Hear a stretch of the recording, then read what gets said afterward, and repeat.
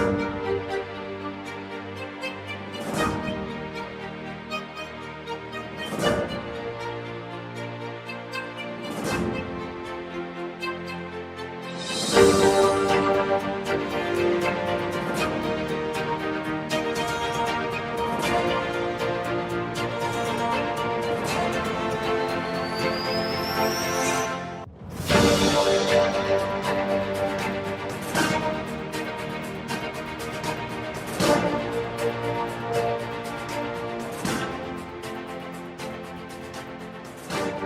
us a little bit of background about yourself, about 30 seconds. All right, I graduated Camden High in '48. Was drafted 50, November 1950. Took 8 weeks basic in Fort Dix. Went over, sent me to Korea. Put me in a heavy weapons platoon. I fired a machine gun, a 75 recoilless, BAR, all the heavy weapons. My MOS was machine gun. Never fired a machine gun basic. It took about 9 months before they finally got me. I was going to November 1951. I went in service when I was 17. Took my basic in Fort Dix. I went to Fort Lewis, 2nd Division. I hit Korea in August 1950. In Korea, I was on 57 recoilless rifle, machine gun, flamethrower, and rifleman. And what weapon were you most off to use? Machine gun. You're a South Jersey guy. That's my most age, a little town in Voorhees. I grew up in West Philadelphia. I would not want to live there today. Say And your I was name. drafted at the age of 20. I served 16 weeks. I trained with the 101st Airborne Division. Army, I trained with every infantry weapon on up, including the flamethrower. But my basic weapon was a Browning automatic rifle. And when I was sent overseas during the last Chinese Communist offensive, when I arrived in Korea, they sort of took away my rifle and gave me pencils and a .45 caliber pistol. I was sent to an unstructured hospital closer towards the lines, and I saw a lot of severely wounded. So you're familiar with the mass units, correct? But there was no humor where I was. I Yes, understand quite that. familiar. And your name is? Stanley Levin. My name is Ike Hand. I went to Morristown Friends School. I started at Temple University, and one evening in the night school, a bunch of us decided school wasn't for us. What do you want to do? We went down and enlisted in the United States Marine Corps. 3 days later, we were down at Paris Island, and one drill instructor said to the other, "What can you do with these guys?" The other drill instructor said, "Anything you want, you just can't kill them." My name is Carl Letizia. I joined the Navy at 17 of June 1950. The Korean War broke out in 1950. Graduated boot camp, got assigned to the Corpsman School, which is known as the Medics. I come out of the Corpsman School. I got assigned to USS Midway aircraft carrier. I got tired of being a nurse for the carrier. I joined the Marines. I was half Navy and half Marines. And my job in Korea was to save lives, not to take lives. But I had the means to take a life. Okay, so you carried a 45? I carried a 45 and a carbine. So your story is not unlike Bradley, who was the one of the flag rangers at Iwo Jima. Is that correct? Yeah, same thing. I was a corpsman with the Marine Corps. It was all Navy supplies the Marines with. Don't call them corpsmen. Yeah. They'll shoot you. Going back, when you talk to Korean War veterans, one of the things they're always going to remember is the weather, the fluctuation of the weather and the hazards of the weather. Summer was nothing but monsoon, rain for 2 or 3 months. Small as I was, I had a platoon on, poncho on, always wet, and it was very hot. The rice paddies were fertilized with human waste, and that odor never left your nostrils. In fact, 3 to 5 miles on a ship en route to Korea, and we looked at each other, what's that smell? Yeah. We had no idea.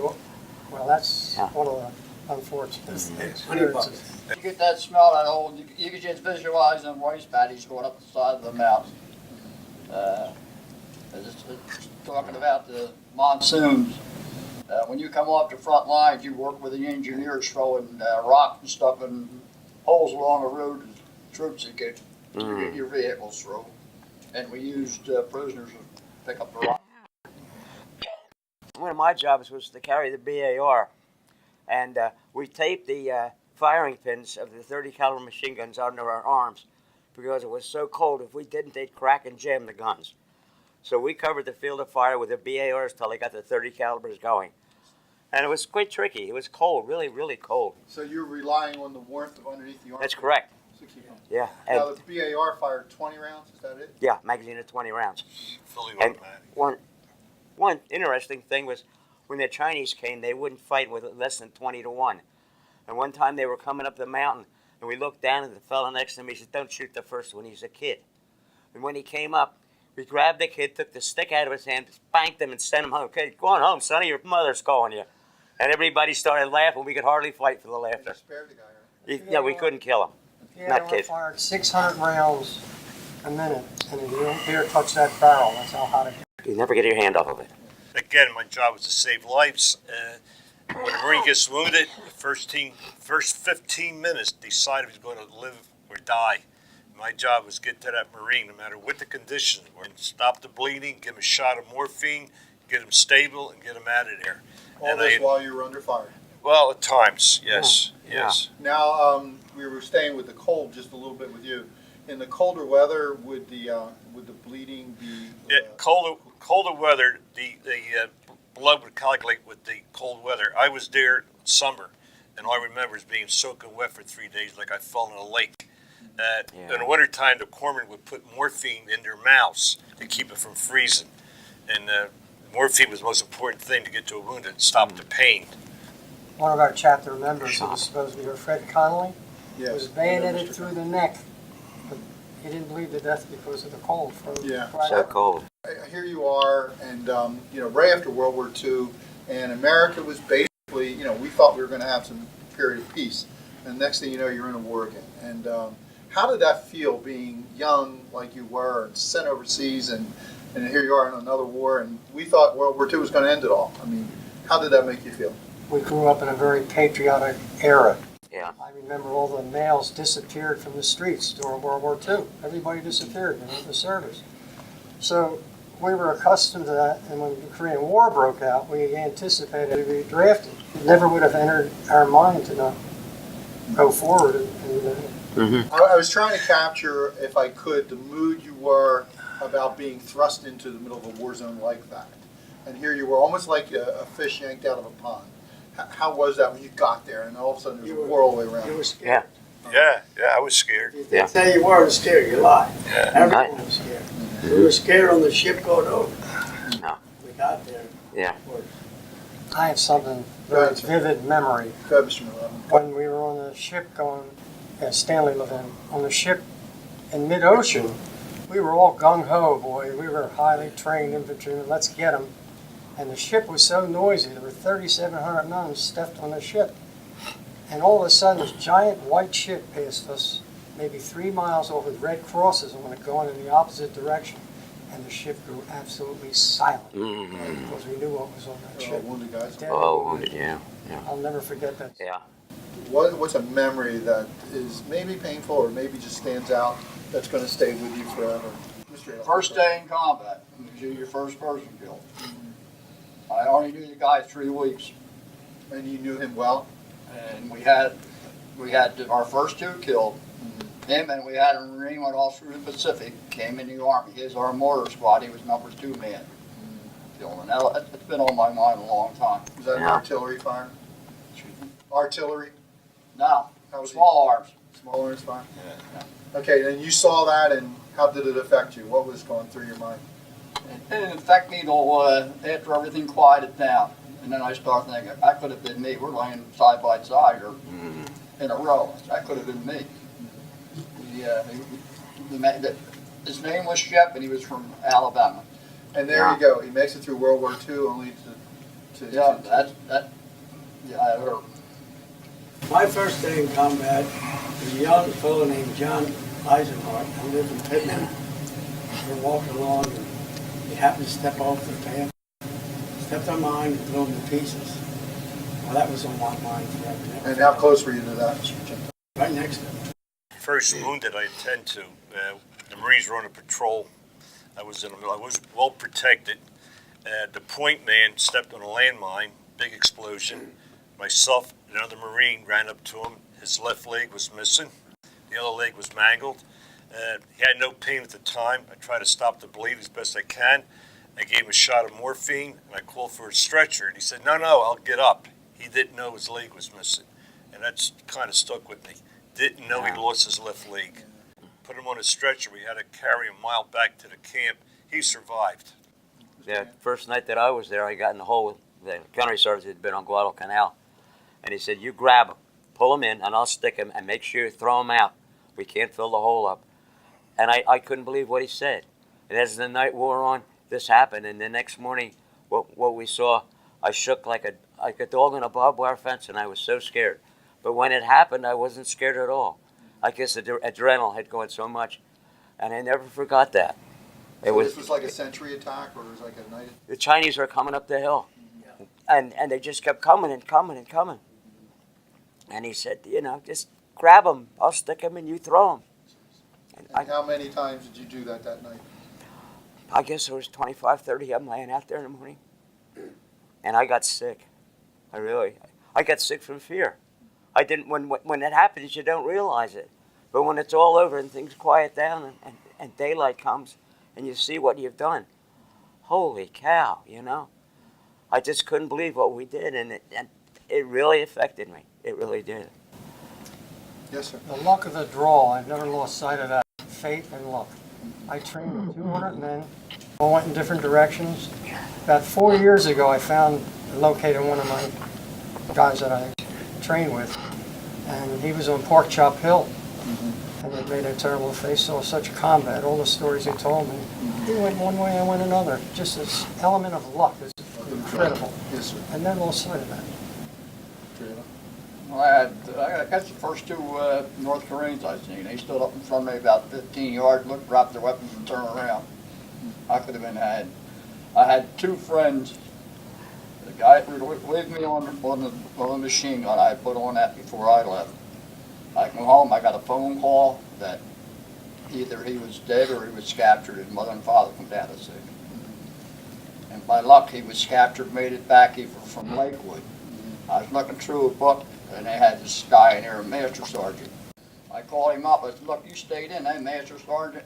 He was captured in 51, so both of them were captured in 51. One of the things that held up the war for so long was the talking about the prisoner exchanges, right? Yeah. Many of the North Koreans and Chinese didn't want to go back. Right. No. And the thing that always bothered me, and I remember teaching about this, was people were dying, fighting about, like, while we were talking about how to get the prisoners back to each other. Yeah. And guys just kept on fighting. Yeah. Mr. Junta? Well, I don't know if anybody mentioned this, but in the spring offensive, the Chinese would throw all civilians in the front. And one thing I really felt bad about, we had to shoot these civilians before Yeah. soldiers were back. Yeah. The Chinese were all coming. Remember that? Waste your ammunition. What I couldn't get over, we saved the Chinese butts in World War II. Now they're trying to kill us. I could never figure that out. If it wasn't for us, they would speak in Japanese. Right, yeah. And, Well, Yeah. and all of a sudden they're trying to kill us. A lot of them didn't really want to be there. They were just pawns at a game. in fact, Really? many of the Chinese didn't know they were in Korea, right? Yeah. They Yeah. thought they were still in China. But they knew how to kill us. Yeah. Yeah, they were poorly clothed, very poorly clothed. I could tell you a story about that. The Chinese were poorly clothed. Oh, yeah. Yes, Mr. Regarding the peace talks, during those 2 years of the peace talks, 20,000 Americans were killed in combat. Right. As the war approached that signing of the ceasefire, Syngman Rhee did not want that war to stop. He wanted us to move back into North Korea and unify, which was impossible. So he managed to free hundreds of prisoners from prison camps.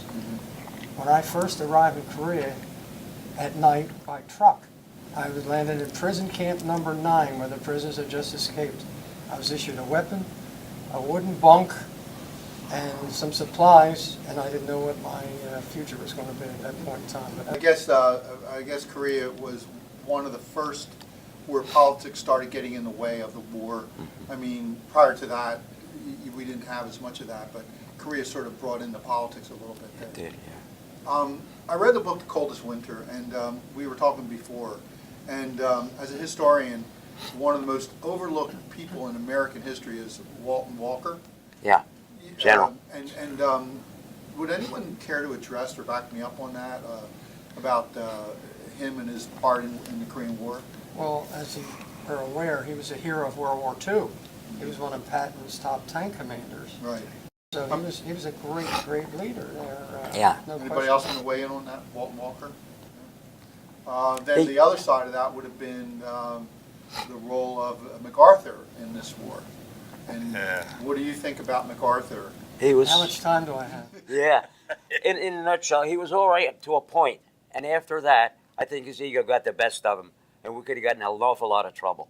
He wanted to go all the way up into China. Yeah, he wanted to bomb the Yeah. atomic bomb.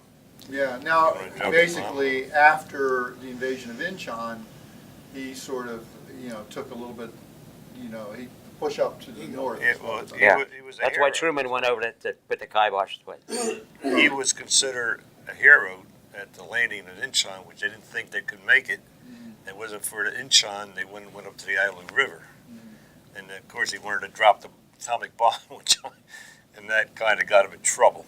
Right, yeah. Yeah, So you agreed with the firing of Oh, absolutely. absolutely. all five of you? Yes. Yes. Walker, as far as I was concerned, Walker showed him up. Yeah.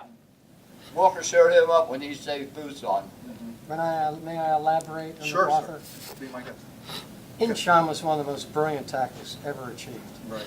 After that, the worst military tactics ever in military history was MacArthur's fault. Yeah. He drove, there was a huge mountain range in the center, and he sent the 2nd Division, the 25th Division, the Rock Division on one side, and the 7th Marine Division, the 1st Marine on the other side, and they couldn't support each other. Right. Also said the Chinese would never get in. Right, and they came across in big Yeah, numbers. Boy, did they ever. they weren't ready for the Chinese to come in. They didn't think they would come in. Now, by the time most of you fellows were in there, okay, the North Korean influence had been mitigated, but more and more the Chinese were taking control of war. Is that correct? Right. Yes. Right. Anything about the styles of fighting between the North Koreans and Chinese, or what was it like to come up across the Chinese? Like, They were erratic. I mean, Yeah. they had no value of life. I mean, they would charge a machine gun. Nothing of it. It felt like they were on drugs. And then one guy would carry a rifle, two guys would be behind without a rifle. They would pick up the rifle that the guy just got whacked. yeah, And, I heard stories about that where the one guy would have the rifle, the Yeah. other guy would have the ammunition, right? Yeah. They wouldn't fight us. The odds are at least 20 to 30 to 1. Yeah. Mr. The Adolph? other thing with that is most of the Chinese are all carrying burp guns. Those If Russian they're willing Russian to burp throw guns. the most right at, they could throw out. And North Koreans didn't have the people. The Chinese didn't care who got killed as long as they keep moving. Right, Yeah, Yeah, yeah. They killed their own, they killed their own civilians, right. I guess there was a lot of civilian, South Korea. South Korean, yeah. Oh, The Chinese were better dressed, better outfitted than the North Koreans. And by the way, we treated the enemy that was wounded I just was like gonna we get treat to our that. own. I was gonna get to that, and I didn't know how quite to bring that up. Yeah, So your treatment of an enemy soldier? was- just like he was a human being, where they shot our wounded, we took. Well, he came last. You know, we treated our wounded first, and then we got done treating our wounded. We treated the enemy because he was a human being. He wasn't an enemy no more. But they didn't treat us like we treated them. That was Yeah. And I guess years later, how does that make you feel? It's a good question. It made me feel like I was, I don't know, be truthful. After I heard the things they did, I was sorry that I treated them. One thing, you didn't want to be captured, that was the main thing. Have That you was seen, the saying amongst the, did you the see guys. evidences of, not to be captured. soldiers that were executed by the Chinese or Koreans? Did you see It evidence of was the that? North Koreans did the executing. Yeah, they They did. put a They bullet right in their head if you're captured. wire your hands behind your back and they shoot them. That's what they were doing. And you came across things like that nature? No, I never did. Mr. Yeah. Regenta did, yeah. I heard Mr. about it, Regenta, I you didn't all, see it. tell the story about the, your loader on a machine gun 30 cal. You have the person who Assistant traverses gunner. it. Yeah. Assistant. Assistant gunner. And the interesting thing, and I'd like you to tell that story, is that you did visit his family years later. With the gunner, he was assistant gunner. So I don't know, all of a sudden, missile, or my DD2 says missile, but it was a hand grenade, come in the hole. He took most of the blood. He got blown up to pieces. I was a little lucky. And the helicopter came in. And a me to the helicopter, took me back to field hospital like MASH. I was still out. I could hear the helicopter rotor ringing even though I was out. I landed in the MASH hospital. I could feel them working on me. I could feel them working on me. And a few days later, they flew me back to Japan, and I was in the hospital in Japan, Osaka. Now, is that when they send you home, or do they send you back to Korea? Never went back to Korea. No, that was it. Now, you visited his home, didn't you? Didn't you visit his family? That was after the war, About what year? 1952. And what was that South like? Carolina. Mhm, His name was John Poe, mhm. African American family. Right, That was, in fact, that was the first war where they integrated right. the Truman did that. Straight off, you're going to tell us about how you got wounded, please. It was rifle fire. I think it hit the gun, bounced off the gun, hit me between two fingers. And I walking wounded back to the hospital, and back to Korea. How'd you get back to The biggest threaten, well, they used to threaten us, man. How'd you get back? They threatened us, said, hey, by ship, an old coal burner, Gunamaru, a Japanese ship. You didn't get a ride They back? always threaten us, if you do anything wrong, you're going back to Korea. So I went back to Korea. Does it tell you anything? Okay. Well, I'm thankful to the Marines. My buddy Ike. The Marine helicopters were the first to fly the wounded out in Korea Yeah. on the hill. It Those was the guys Second had a World terrible War, I chance. was dead. Did you have a medic or a corpsman? Corpsman, isn't it? Whatever corpsman. Yeah. Did you Got have a medic. In the Army, you're known as medics. Did you have a medic or a Yes, corpsman? medic. Well, we Medic. never forget that name. We always hollered medic, medic, Oh, medic. jeez. But there were never enough medics. Never. You compared do to that. the troops we had. If you holler medic in the Marine Corps, somebody's going to shoot you. Because a medic is your life. If anything happens to him, you're on your own. Right. So you protect them like it was God, because he is. That's right. I was always protected pretty good. And most of the medics didn't even care about their own life because they went out there with all kinds of stuff to get kids. Medic or corpsmen. You're well protected. You appreciate that. But when they say corpsman, you got to forget where you were. And Oh, you gotta yeah, get yeah. out there. Mr. Hand, you have a unique story to tell about involving a submarine. Can you tell us about that? We're going to go up north to locate the Chinese 120 millimeter mortars. And it was in the summertime. There are a couple things about that. We got rubber boats. We went to the submarine. We got up over the submarine. They stowed the boats. But on the way back, they told us to get rid of the boats. Don't leave anything there because they'll follow the boats. But we went north on the submarines, and when we got up, they took us and dumped us out, and they said, swim ashore, because we can't leave anything. It wasn't that far. And they asked us, have you ever done any swimming? Well, yeah, I'd been docking Nick in places like that. It was a lifeguard, and I loved to swim, and the water wasn't that bad. We didn't think about it, so we swam ashore. And we located these 120 millimeter mortars. And what we would do, we'd leapfrog. We would radio for this one, miss this one, and radio another. And this was all picked up by the battleship New Jersey. And the next day, they would fire those really big battle guns. And we were out of there by then. But of course, the rubber raft that we came ashore on, we couldn't leave it. We had to destroy it and bury it, because if the Chinese found that, then they'd wait for us. We almost got caught because one of our guys was a little too much on the girl side. And back then, the brains behind the 120 mortars were women. And it was hot. And I don't blame the girl. She had nothing but from the waist up. And we were too close, and he said, did you see that on that girl? And she heard him. We had to run like a son of a gun. And I thought the whole world was going to get us. Fortunately, got back, we got in the water, we started swimming. It's dark now. And I said to this guy, do you think they're not going to know where we are? He said, I sure hope so, because I don't have enough to go back. We got within about 6 feet, and up went that periscope. I never so glad to see anything in my life. They picked us up, took us aboard, and the first thing they said, anything you want, you can have. We said, ice cream. Please, can we have some ice cream? They had all kinds of ice cream on that submarine. They lived real well. And they thought we were heroes, and we thought they were I'm heroes. surprised the Marines asked you if you could swim. Any other have really vivid memories that you want to share? I got one little one. Go ahead. We were on a patrol about a mile to the front of our lines, and we seen a Chinese patrol about a half a mile away. And as sergeant said, they don't shoot at us, we won't shoot at them. And some corporal idiot starts shooting at them, and they start shooting at us, we're shooting at them. And no one got hit, but Chinese kind of disappeared. But I remember, they don't shoot at us, don't shoot at them. And some idiot, excuse the expression, Marine, starts shooting at him.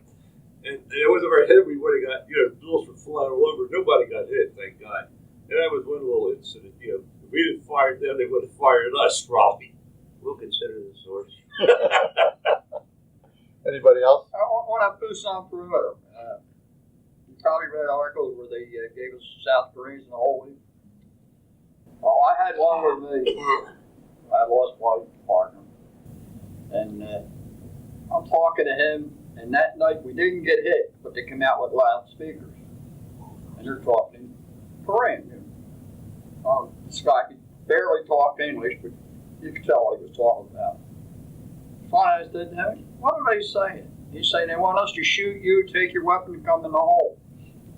Now, I pulled out a 45, and I was pointing at his belly. You step out of that corner, and you're dead. And the next morning, I thought, he wouldn't have said this, but that's the way your mind's working. Yeah. I guess, yeah. We had a fellow named Schwindeman from North Jersey. He played trumpet in the band up there. And he was always humming this retreat, the Chinese retreat. So one night somebody says, where's Schwindeman go? Not long after that, he comes up with a Chinese bugle. And he's memorized the retreat. Okay, about a week later, I'm getting a terrible fight. There's Schwindeman up there blowing retreat, darn if they didn't all go back. He got away with it. I was initially assigned to the 24th Division when I first arrived at that prison camp. And when I was sent to the hospital, unstructured hospital, it was not part of the division. It was just a separate entity. And I was there for a few months, and when the war ended, I was sent back to my unit. And the entire division moved up into lower North Korea, the Yanggu Valley. It was all mountains. And eventually I became a sergeant. I was running a PX, a cigarette store. I was cigarettes and cookies and stuff like that in this mountain. And maybe 2-3 times a month, I used to have to go commandeer like 3 2.5 Army trucks. Well, the reason why I mention this is the winding mountain roads going down. I have pictures of this. There's just enough room for a 2.5 going up this way, one coming down. And when you're going up, you got about 2 feet, and you look down about 500 to 1,000 feet. And I got used to it. But the last ride coming home, I turned to religion. I remember thinking this. I said, "Not now, Lord." I remember saying that to myself. Because that winding all the way up and down the mountains. That's a very vivid memory of mine, and I do have pictures of that. Let's go. They'll say Korean War, the forgotten war. What comes to your mind if someone says that?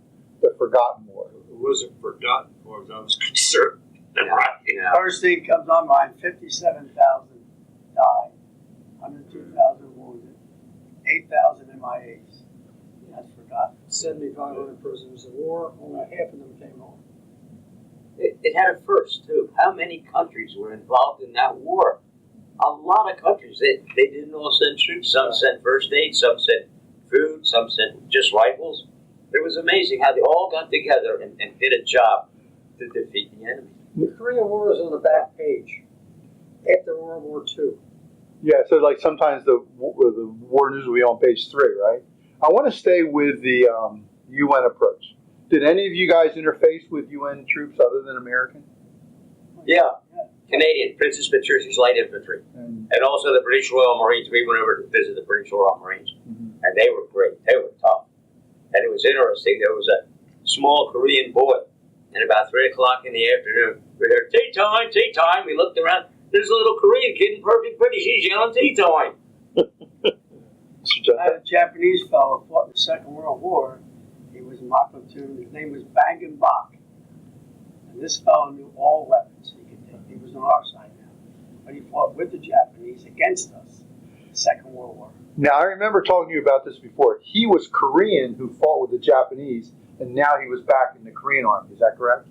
Yes. Yeah, because that name is a Korean with name. the Japanese. Right, yeah, because Korea was part of Right. the Japanese Empire at that time. Right, Korea was occupied by right. So some of their... In fact, they had Korean guards guarding American prisoners. Mm-hmm. I think one thing is interesting.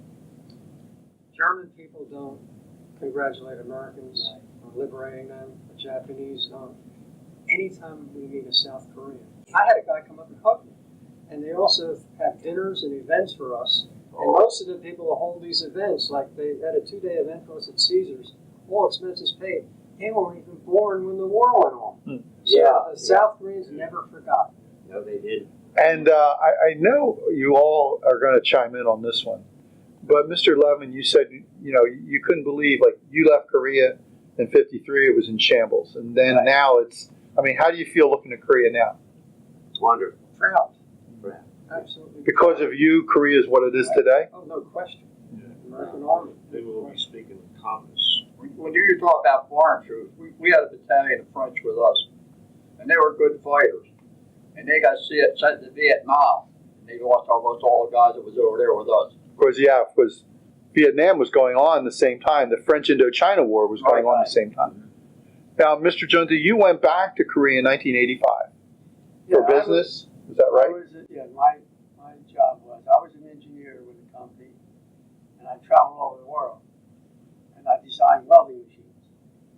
And I was sent to Korea to work with Samsung. I don't know if everybody knows Samsung, the largest electronic company in the world. And I worked with 30 engineers talking about welding, because we sold some equipment. I had to train them. But everywhere I went, because my company had told me I was in Korea, everybody said thank you, no matter where I was.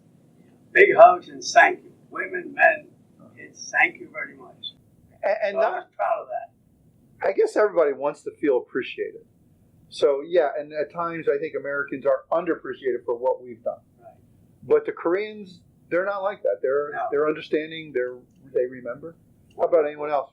They're wonderful. They had. Go ahead, sir. We were invited to a dinner at the Korean Presbyterian Church on Route 70, and it was marvelous what they did for us.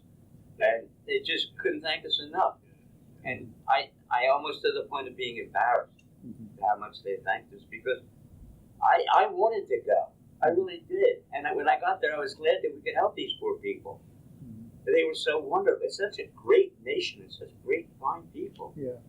And I guess the spin, I would say that a lot of people look at the Korean War as like nobody won. But in essence, South Korea is still independent. And hence, how can you say, like, your mission was accomplished? Exactly. So, I mean, I know for what it's worth me saying it, but you feel that way too, correct? Yes. Look at the North. Look what they have. They got nothing. Look at the South. They have everything. The 17th most industrial nation in the world. Mr. Adolf? You don't see them coming. They're on their own. They're doing their own. Look how Japanese good. We beat them. England, France, Beat Germany. bailed Russia out. But when you're in the Korea middle of did this, their own. when you're in the middle of this, you're in your own narrow little world. You have your comrades, that's your family. You have no idea the big picture. Years and years later, we evaluate and look back. But when you're going through that, you don't know what's going on. You're just a small part of a big picture. How has Korea affected you the rest of your life? How has the memory of the Korean War stayed with you? In what way? It would have been an experience I never would have had. And I was there to do my duty, and I did as best I could. I hope I saved a lot of lives. I'm sure you did, sir. My dad was friends with a fellow that his brother owned a company in Philadelphia. They sold saw blades and worked. He lost his salesman and he was almost ready to go bankrupt. My dad said, "Would you give up your job with Owens Corning to go and help this guy?" I didn't know anything about it, but I told him I would go, and I did. And it's the story of the American dream. I built the company up. We had sales of over $1 million. We hired about 8 guys, and when I was all over, I sold the company, and that was my retirement. But it was so great to be able to help out other people and to do something and to be productive. It was wonderful. Good job, Mr. Hand. The ultimate maturing process. When I was a kid, I was a pool room bum. My father had me banned from 2 pool rooms in Philadelphia when I was 16, and I was a good pool. All I knew was billiards and basketball and billiards. And I was going to Temple University. I quit school in the middle of the term. That was a deferment, but I quit. I came home, went to school under the GI Bill, graduated first in my class in an engineering school. Could never have happened without the maturing process. I came back and I ended up being a printer, printing medical books. We did National Board of Medical Exams. We did their exams. We did their body. Somebody else did the printing for answers. I came back, went right to work, got married, raised a family, 5 boys and 1 girl, and I made sure that they didn't have to go, and none of my sons had to go to service, and they're all professional people today. When I got discharged, I took a civil service exam for the police department. Being in the service, I got 10 points automatically. I took the test, I got an 85. And 10 gave me a 95, and they were only taking the highest 10%. And then, believe me, to go to the police department. And 10 points got me in. Stanley, tell your story about coming from the streets of Philadelphia, going into the Army and meeting all the different nationalities and your famous HHH. You want to hear that? Yes. Oh, that's a great one. Well, when you're drafted, the Army Selective Service throws people from all walks of life together. Could be a college dropout, as I was, a cop, a baker, a cook, whatever. I'm thrown in with the Colantonios, the Izzos, the Milanos, All my kind of people. Cassettis, the O'Neills, the O'Haras, Fitzgerald, so forth and so on. I was 200 men in my company. I was the only Jewish man in the entire company. And my comrades gave me a nickname. It was HHH. You know what that stood for? Hot-headed Hebrew. When I tell the kids that story, and I tell the kids that story, I look around dramatically. Where'd you get that from? So my point, I also elaborate. I don't think there's humor in the Nazi army. I don't think there's humor in the Japanese army, the Korean. There's a lot of humor in the American army. And that keeps you going, too, that family. It's amazing. With all the hardship and all the training and all the discipline and the physical you go through, and that's what happens. Hey, and you're sitting next to me. Hey, Now you tell me. No, not true. You know, One on the end. Your twin brother. My incognito. Your twin brother. Tell us the Oh, I story. can tell that Oh, story. go ahead, tell it. All right, well, Careful how you phrase it, though. Yeah, I gotta keep it clean. When I was at Camp Pendleton and trained how to be a Marine, which I was sorry I left the ship. I didn't get 3 hot meals. I had to learn how to dig a foxhole, walk 5 miles, carry a gun, learn how to shoot, and that kind of stuff. I could wear either uniform. I could wear a sailor's uniform or a Marine uniform. There was a bar in Ocean One where all the Marines hanged out. I went there as a Marine. Of course, I didn't buy a drink, and I got bombed. And I grabbed the waitress by the butt, excuse the expression, and I got thrown out. All right. I went 3 weeks later, my sailor's uniform. The same waitress said to me, "You got a twin in the Marine Corps." "Yeah, you told him to stay the hell out of here." He grabbed my butt. I said, well, he looks just like you. And that was a little humor. That's a true story. He looks just like you. He's my twin. And she had a nice butt. We have about, You've been away with murder, man. I didn't hear that. We have about 4 minutes left, and I'd like to go down the line and give you all roughly about a minute each. You can think in terms of how did the war stay with you, your family, flashbacks, anything along that line that you feel that you would like to add. So I'll give you about 45 seconds per, okay? And we'll start with Mr. Duncan. Well, I never told my family about the war. I was in the service. But you know, I lived in Hoodow with my kids. But my wife said I used to wake up in the middle of the night and just walk up and down the hall and say bang, bang, bang. And she would have to lead me back to bed. But she never knew why. I never told her why. Until now, until I joined the CSU. You know, Mr. Junda, I was always proud of you because you're very humble about your experience. You're some of the same part of like where my family grew up, and you got so involved with all the sports and stuff, and you really were a person who gave back everything that they could. I was very proud to be your friend, Mr. Junda. Straight off. Well, it's the first flashback when I went to Korea, first 48 hours. I guess it's because it's the first time I ever filmed there. And you know, that goes back. I had none of that for about 40 years. All of a sudden, I can go back step by step by step from the time I walked off to the ship to that happened. Something I think about, and my parents have long been gone. What the parents must have felt when their sons went off to war, because during the height of the Korean War, the casualties were printed in the paper. This one's killed, and neighborhood and all the parents, God knows what they must have thought. We had no cell phones. A letter would be 30 days old each way. No communication, you're cut off, and your parents are home reading the papers and wondering what's going on with their son. So I've thought about that. Never had the opportunity to discuss it with my parents, which I feel bad about. Never thought about it before. I was always grateful to the Marine Corps. They taught me esprit de corps. They told me to succeed, don't ever fail, and they told me to give back. We can't walk through life and just take. You have to give it back.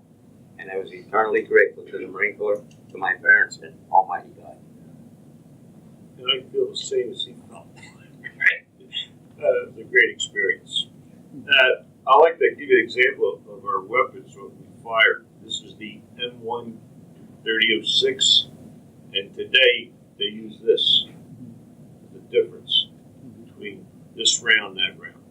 This is the M16, this is the M1. Put them together. Look at the difference. Yeah. All right. It's the speed of the weapon, the bullet that's mattering. Everything we had was World War II vintage. That's another thing. Yeah, you had very No little. armor, Yeah. Right. Yeah. all World War II. Yeah. Yeah, most of the advancements that you could have enjoyed were in aircraft, right? You did have jets. Oh, yeah. Yeah, so that most because it didn't seem like the Army. You were still using World War II rations, right? Yeah. Yeah, we And did. they were dated. They were dated Yeah. 1942. And my mother would send me these bottles of Louisiana hot sauce, and I poured all over the sea rations so I couldn't taste them. They give you Yeah. hot sauce Yeah. for the food. The South Africans were flying P-51 Mustangs. These guys must have been 7 feet tall. Because I look back one time and the guy's sitting there like this, and how the heck is he flying that thing? But I can tell you, they dropped napalm within inches of us. We could feel the heat. But the guy they dropped it on, he didn't feel anything. He was gone. It was it's great. And the pilots that came off the carriers, they were wonderful guys, really. Always hear stories about the ferocity of the Turks, the way they fought. You always hear that they were Great fighters. great fighters as well. The Canadians were good. Talk about ammunition. We had a bunch of zip strips for 01. We had to have our machine gun belts and reload them. And a lot of the shells wouldn't fire. They would fire, rip the back off. And all kinds of problems. It must have been ammunition they gave to South Korea. This is 41. After the war. 41. They called this a UN war, but in my experience, 95% were American. Right. We carried the brunt A of it. brigade of English. 98%, believe me, were American. It's been always that way. Oh, another thought, because I tell this to the kids when we go to the schools. There were 500,000 Americans there. There also were 500,000 rats. The country was crawling with rats, and they spread hemorrhagic fever, which was a deadly disease. A lot of men died from it. I guess we have time for just one more thought. And 50 years after World War II's over, they got movies, they got TV series, they got books galore. 50 years after, the Korean War's over, and you really don't have any. No. And I honestly, I feel bad about that. But what about you guys? Do you feel you're overlooked? I feel that we were blessed to be able to go over and help those people. They were the salt of the earth. They didn't ask for anything. They gave. They were just, I have no idea how wonderful they were and how much they appreciated it. Mhm. Anywhere we go today, the South Koreans will thank us. Yeah. They will. They're the only ones that did forget us, right? They Yeah. really appreciate us more than any other. And it's great that they You appreciate talk about us. overlooked. The Korean War Veteran Association National was not recognized until 2008 by Congress. Put us on a par with the American Legion and the VFW. So I mean that's That's Washington. They didn't even accept us and recognize us. Korean War Memorial in Washington. What do you think about it? Open up. I think it's realistic. But it's very realistic. More than just the names on a wall. Okay, for the listening audience, let's have someone describe that. I mean, I know what it looks like. Now, you have a platoon out on patrol, right? Right. And the message is what? That they're still out there, right? Still out there. And you have mixtures of ethnicity, you have a mixture of command, weapons, the whole thing. So tell us a little bit about it's a very moving when you see that. If anyone's never seen that. It is. People walk past, they're talking and everything, but when they get to that point, it's like they're in church. Mm-hmm. There's no sign, there's nobody to say anything. It's very reverent when they go by there. I've been down and I went through it. You don't talk. Mm-hmm. You just have flashbacks. And thank Almighty God that you could be the one walking, not the one standing there. They have Yeah. the Vietnam Wall. They don't have a Korean Wall. They're all the They're got Atlantic City, though, right? not only Atlantic City veterans. I'm talking about the Vietnam Wall. There's all that got killed. We don't have that. Straight up. Years later, the war affecting you? The memorials, Yeah, the memorials. I think the one down Atlantic City tells some of the stories, especially with a guy standing there with the dog tags. I've done that a few times, and anybody who was a squad leader probably had to do it too. I still carry And- tags.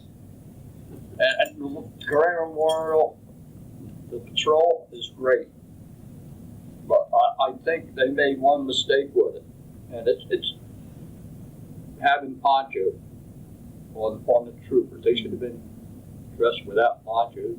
Because if it would have been a night patrol, it would have been too much noise with the ponchos rubbing off with stuff. We're gonna end this right now. I would like you to say something to each other before we sign off.